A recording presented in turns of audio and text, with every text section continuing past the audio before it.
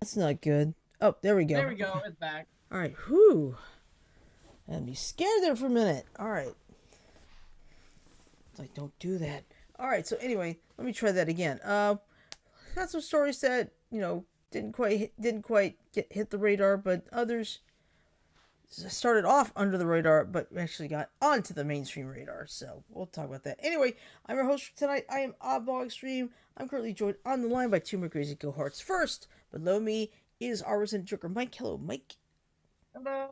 How's it going, everyone? Happy Monday. And to my left, we have our tiny Oreo, Janet, who's decided to be the avatar for tonight. Hello, Janet. I am not a cat. Reminds me of that episode on Court Camp. Mm-hmm. This guy, he was doing a video thing in court, Uh-huh. and somehow he managed to get this avatar I think I know what you're talking on about. Zoom, and he assures the judge, "I am not a cat."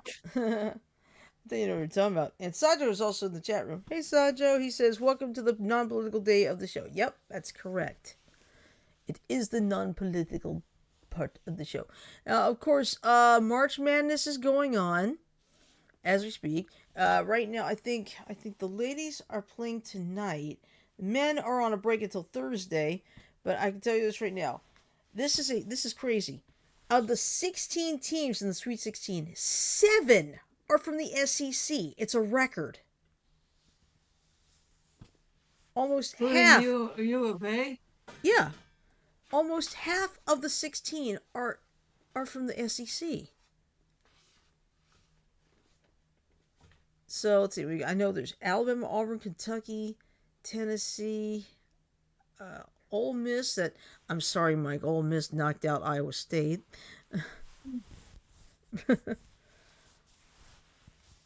Well, there's a very unique situation. Now this is a huge if Auburn and Alabama play all the way through to the Final Four and get to the championship, there is the possibility they could be facing each other for the championship. Nice. But it's a very small possibility. I don't know if it's going to happen, but that would be the strangest thing if it does happen. But there's also the potential that for an all SEC Final Four as well. So this should get interesting. And by the way, for those of you who were probably upset that Price is Right got disrupted on the West Coast because of the March Madness, don't worry, that part's over for now. Because all the games from this point will be in the evening. There will be no games at 11:15 in the morning. But yeah, March Madness is going on as we speak. So enjoy that. Alright, so anyway, I found 3 articles of interest. So alright. Now this one has started making headlines now. A girls basketball coach was fired after yanking a player's hair. I saw the video. It was on TikTok last night. Yeah. And it got taken off shortly after the story went out. Mm-hmm. But, yeah, no. Mm-hmm. And then here's another one.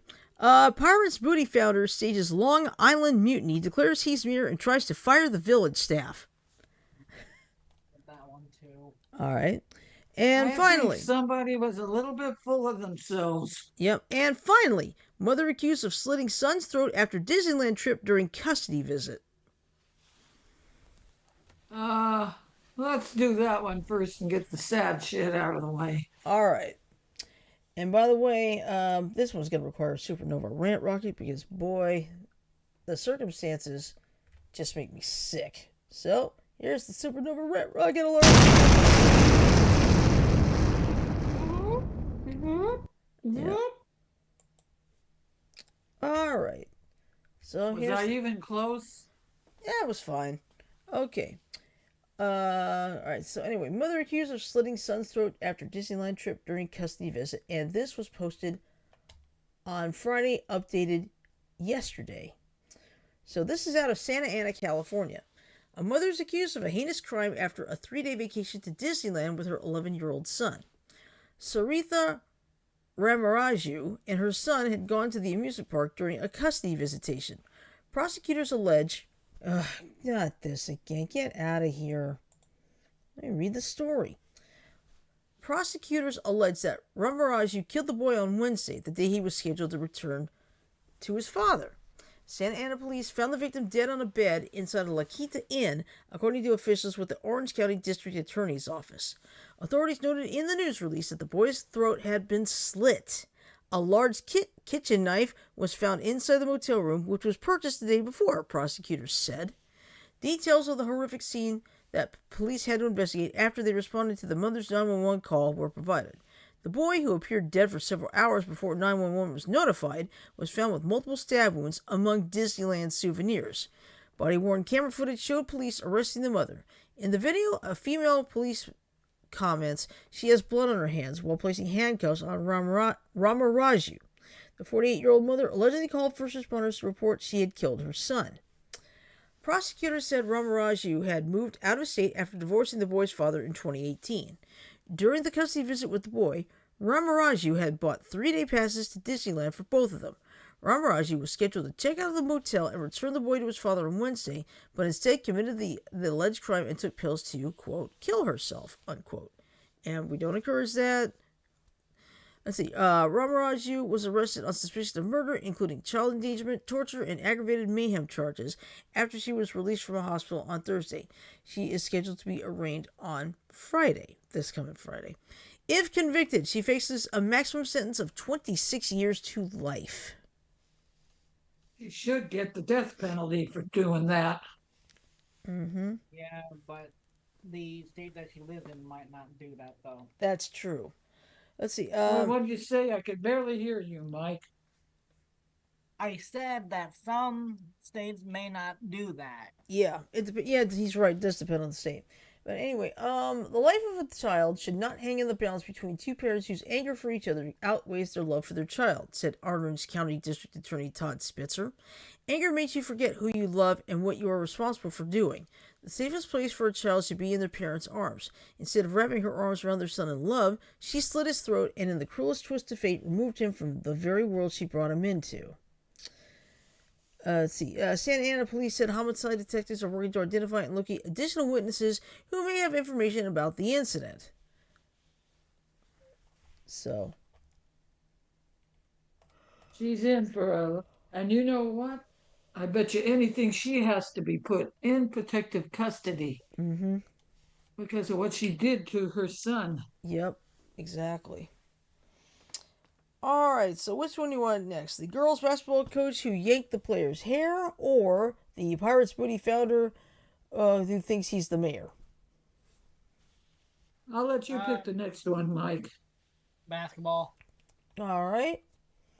But yeah, this has gone viral, and let's put it this way: when I first saw it, it was actually captured live during the high school basketball game. It was caught live.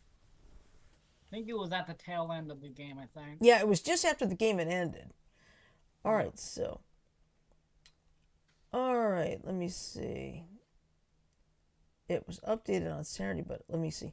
Oh, you know what? Looking at the long hair that the NFL players have. Mm-hmm. If they could get away with it, all another opposing player would have to do is reach up and yank the hair. Yeah. But okay, so here's what happened. This is Troy, New York, not Troy, Alabama. Northville High School girls basketball coach Jim Zullo has been fired after an incident in which he was shown yanking the hair of senior Haley Monroe after the team's 43-37 loss Friday evening at Hudson Valley Community College. The scene, which occurred in front of the Northville bench as Lafargeville's players were celebrating their win in the Class D state championship, was captured by the NFHS network's cameras. The clip was furiously shared on a variety of social media sites in the hours after the game. It shows Monroe, who appears to be crying, lining up with the team a few steps away from Zullo, who reaches out and grabs her hair by the ponytail and tugs her back. She pivots away from him as another player makes her displeasure with the coach's behavior clear.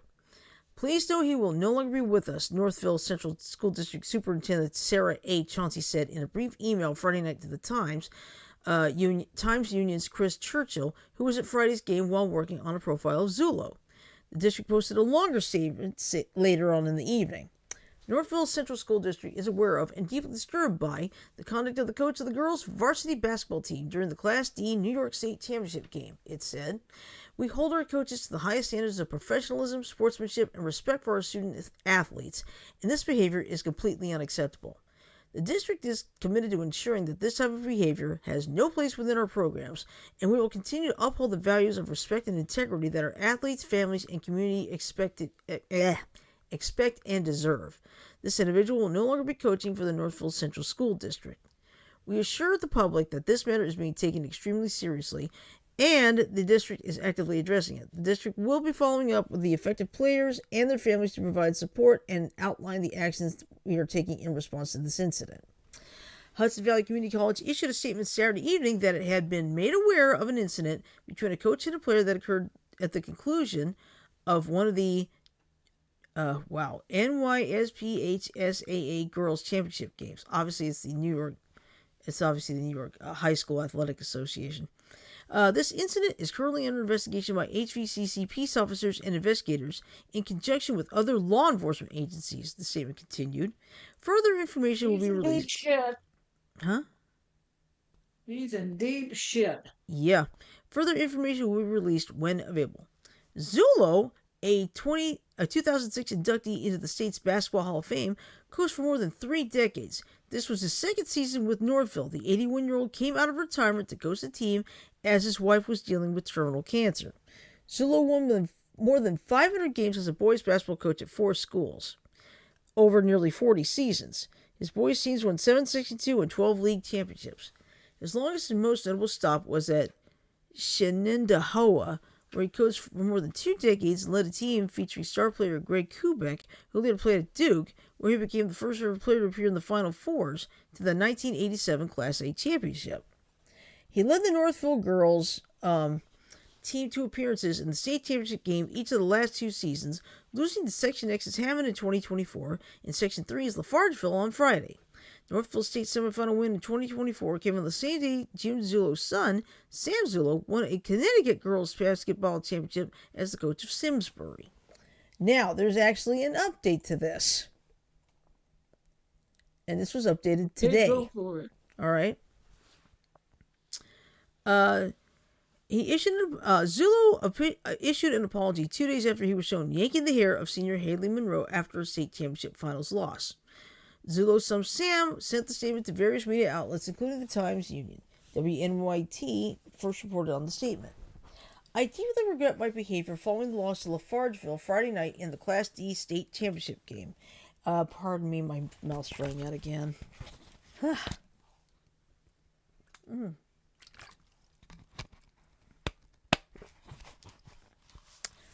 I want to offer my sincere... Still doesn't give him any excuse to do what he did. I know. I want to offer my sincerest apologies to Haley and her family, our team, the good folks at Northville Central Schools, and our community.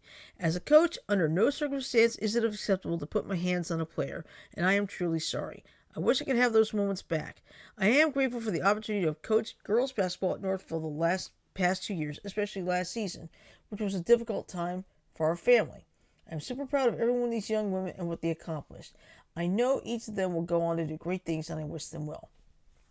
Zulo previously did not respond to requests for comment from the Times-Union since the incident Friday night at Hudson Valley Community College. A video feed broadcast from the end of the game showed Zulo, 81, yanking Monroe's hair ponytail with enough force to pull her head backward. When another player stepped in front of Monroe and exchanged words with Zulo, the now former coach could be seen further berating his team. After Northville's 43-37 loss to Lafargeville, Zulo spoke with the media, but the footage of the incident had not been widely circulated yet. The Northville Central School District quickly moved to fire him after the incident, which has made national headlines. Okay, I think I already read that. Part, but okay, yeah, it's basically a repeat of before from the first article. But you're right, there's no excuse, and I have a suspicion feeling a lot of people are calling it assault. I think they're right. Agreed. I would not be surprised if he gets a charge against him. Mm-hmm. It reminds me of what was that one coach that got really, really mad? Sam somebody? I don't know. Anyway, I can't remember.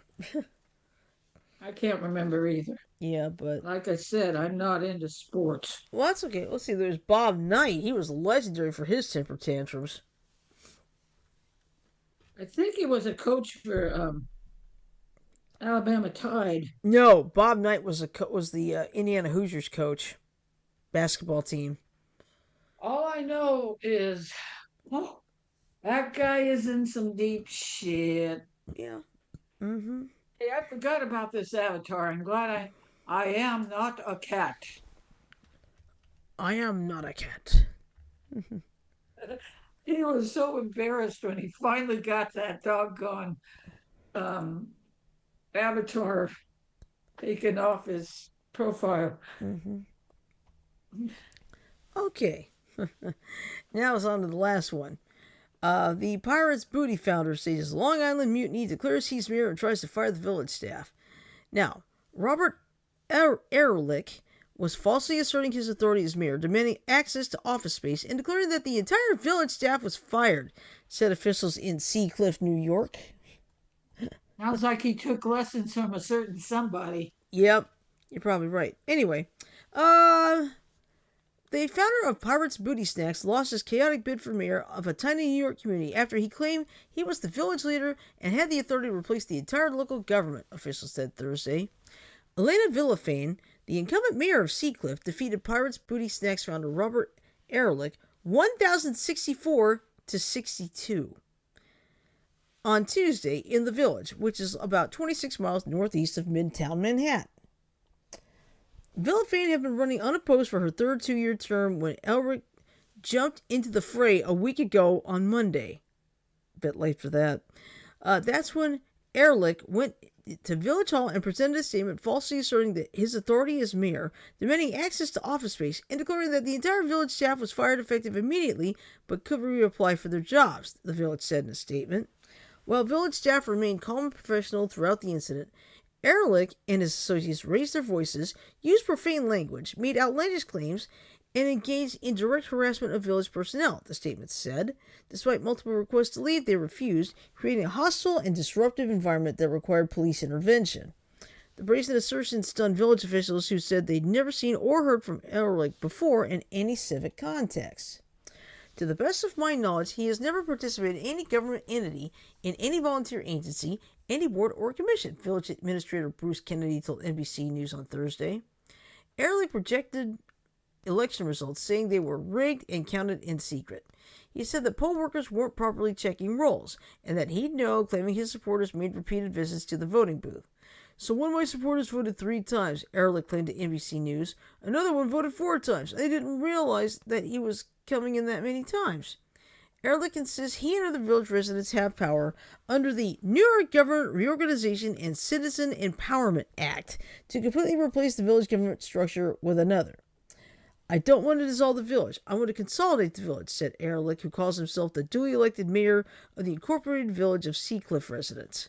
Consolidation means that one entity, the ruling entity, the residents, who actually are the boss of the other entity, could then absorb that entity into this entity, making everything run the way it is now, except without the abuse and fear and threats that come to this village. Did everybody get that?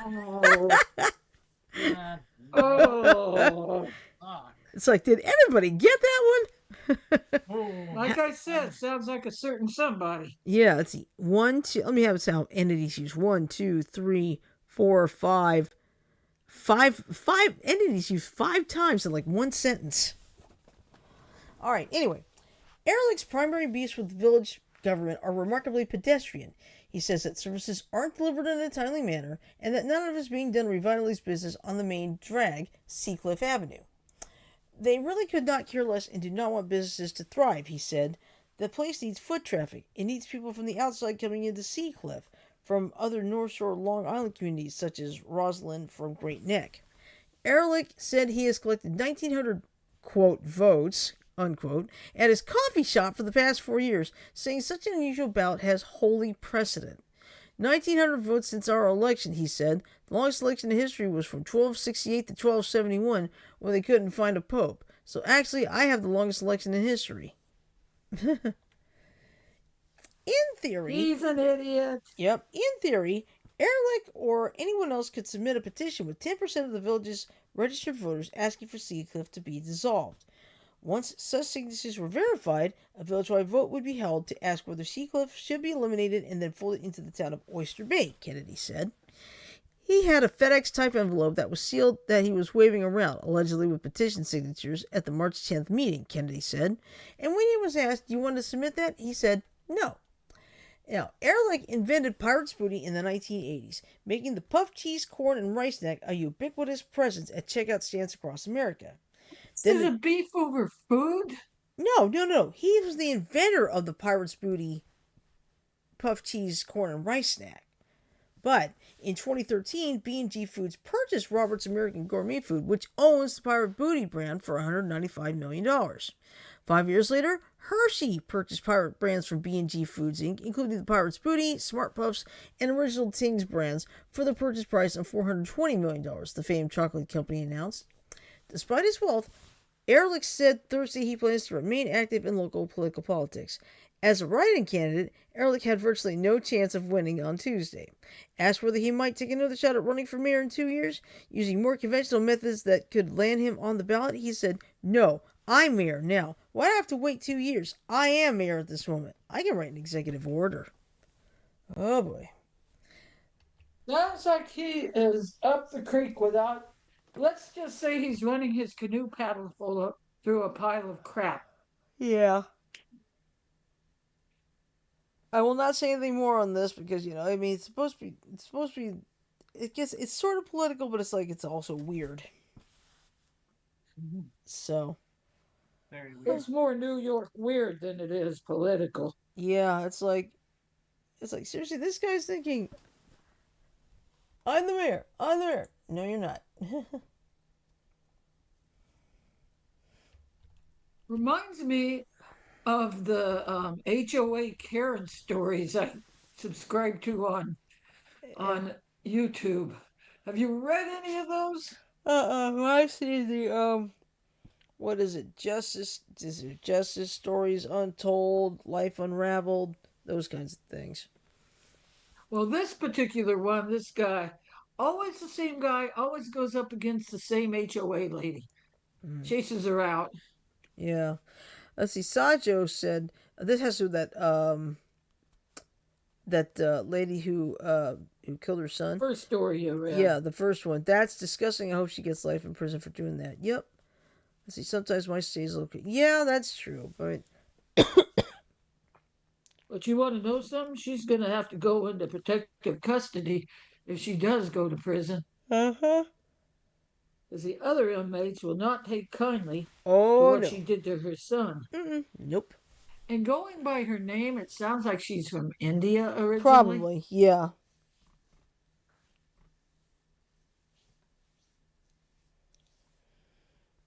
Okay, I am going to look for something. Excuse me.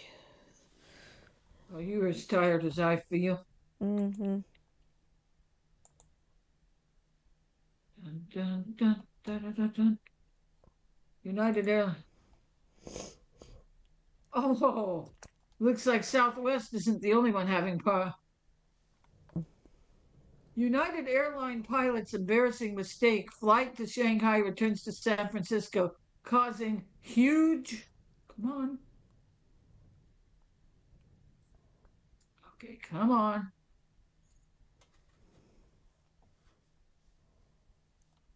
Okay. Causing huge something.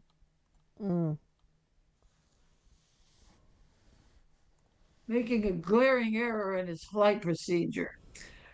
May I read the article? Yes, go ahead. Flying, while it may scare many, really has little to worry about.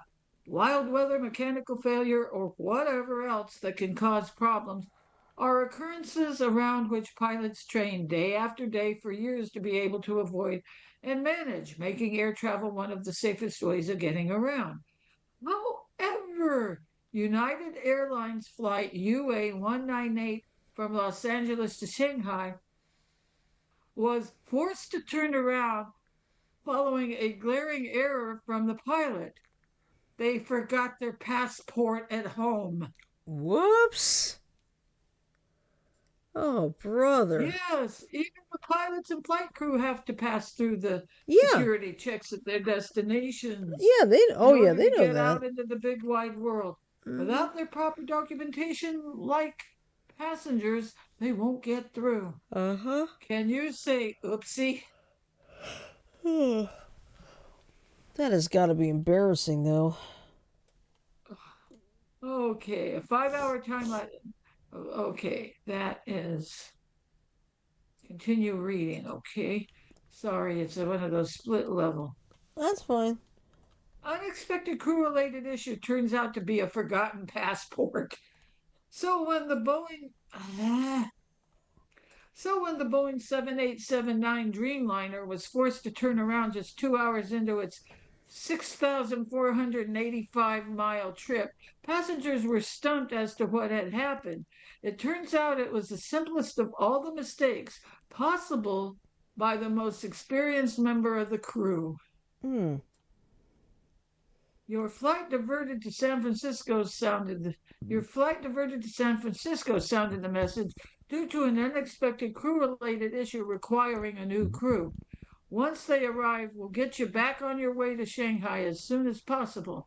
We sincerely excuse me, apologize for the disruption and appreciate your patience. Hmm. Hmm.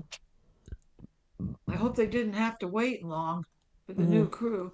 Yeah. The plane landed on the West Coast, and the passengers who were given a measly $15 meal voucher were Oh. forced to endure a long wait until a new crew was made available.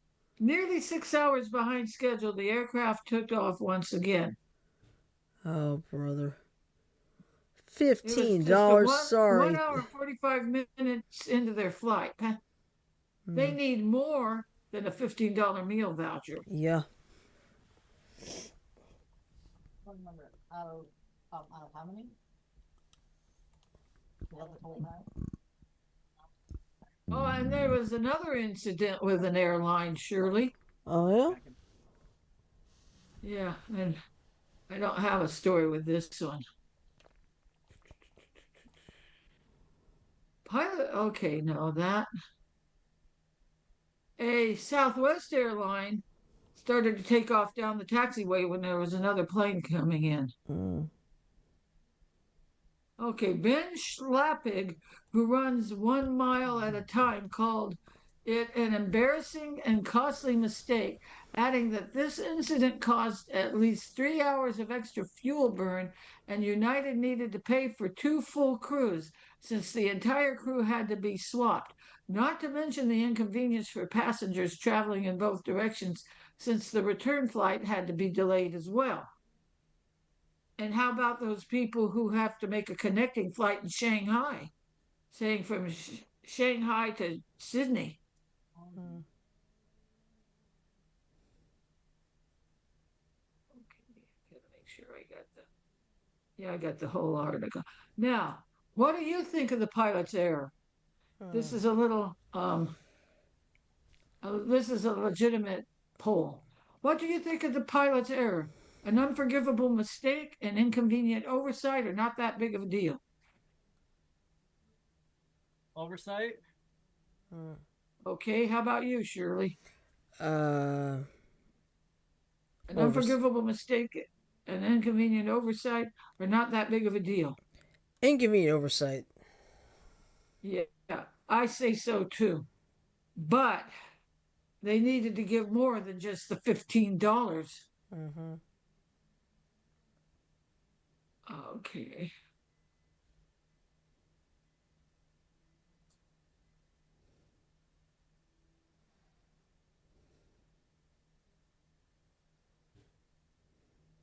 Okay.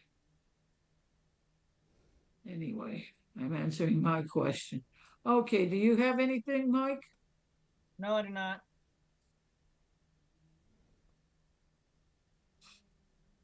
All right, Shirley, your turn to find something else. Oh, okay.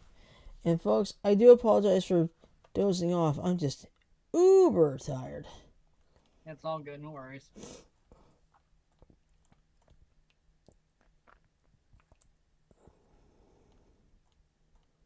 Hmm. California cities warned to stay out of ocean. Another one. May I read if it's not a video? Yeah, go ahead. It could be because of a algae bloom too. Yeah, that's true.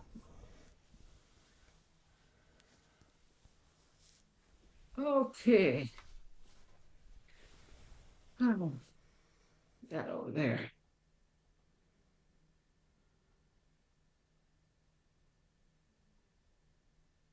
Rip currents. Okay. National Weather Service meteorologists in the San Francisco region are warning people in several California coastal cities to stay out of the ocean amid an increased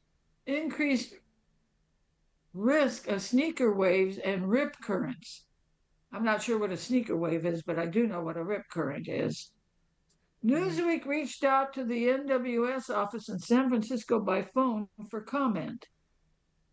Yeah, it's all those storms they've been having along the coast. Why it matters. On Monday morning, the only weather alerts in place for the Golden State were a dense fog advisory in northwestern California and a beach hazard statement running along the coastline. Excuse me. For the beach hazard statement, NWS meteorologists warn that a moderate swell would create dangerous conditions from south of Monterey to south of Point Reyes, encompassing roughly 270 miles of California shoreline. Okay. The beach hazard statement will remain in effect through Tuesday evening, according to the NWS San Francisco office. The areas at risk for dangerous ocean impacts include San Francisco coastal North Bay, including Point Reyes National Seashore, Santa Cruz, San Francisco Peninsula coast.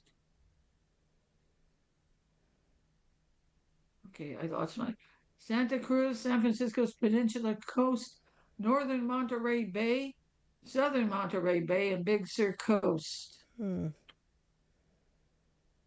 The dangerous ocean conditions are caused by a moderate period northwesterly swell. Sneaker waves occur when waves surge further up the shore than expected. They can sweep a person off their feet and are deadly at times. Sneaker waves occur when. Okay, did I just read that? Rip currents are powerful channeled currents that can move faster than an Olympic swimmer. The NWS said, if caught in a rip current, swimmers are advised to stay calm and swim parallel to the shore until they escape the current. Then they can angle back and swim to shore. They also have a small craft advisory in place, warning that inexperienced mariners should avoid venturing out into the water until conditions improve, which will occur after 9 a.m. Okay, and I'm not going to read anything else. Next. Shirley. Shirley, dear. Shirley. Huh. Wake up. Hey. Sorry. I think it might be wise just to go ahead and call it. Yeah, I'm so I know sorry. it's early, but I'm dozing off. tired. Yeah, I am Yep. dozing off. I am so sorry. No, it's not your fault. We had a Shirley, little not your mini fault. show. That's Yeah. okay. Yeah. All right, so basically, here's the game plan for the rest of the week. Tomorrow, of course, is political catch-up with Frodo and myself. I do not have a Thursday show this week. That'll be next week. And then, of course, Friday, we'll be doing Among Us. So, Okay. yeah. Shirley, Yes. here's that other thing with Southwest Airlines. Mm-hmm. Southwest Airlines had to abort takeoff after mistaking a taxiway for a runway. Whoops. No time to read that. No time Yeah. to read that. That's okay. Yeah, I do apologize, folks. For some reason, I've been overtired. So, No worries. I forgive for reading too slow. yeah. No. All right, but all right. So anyway, that's basically our plan for the rest of the week. And I do apologize for cutting the show short, but it's like I really need to get some sleep. So, all right. So what I'm gonna do All is, right, in this case, Captain Crimson, I'm going to salute you now. all right. Well, let me play the ending first. Hang on.